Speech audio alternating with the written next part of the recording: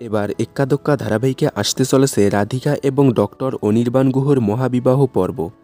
সম্প্রতি যেমন রাধিকা পোখরাজের মিল না দেখিয়ে রঞ্জাবতীর সঙ্গে পোখরাজের বিয়ে দেখানো হয়েছে, তখন অনেকে ভেবেছিলেন সোনাতিক জুটিকে এক করবে বলেই পোখরাজের জন্য নতুন নায়িকা আনা হলো।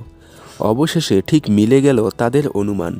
এক্কা দোক্কার সাম্প্রতিক পর্বে দেখানো হয়েছে অনির্বাণকে বিয়ে করার জন্য রাজি হয়ে গিয়েছে রাধিকা। ধারাবাহিকে এবার আসতে চলেছে সোনাতিক জুটির মহাবিবাহ পর্ব। এই নতুন টুইস্ট দেখে একদিকে যেমন সোনাতিক অনুরাগীরা বেজায় খুশি, তেমনি আবার মন খারাপও করেছেন।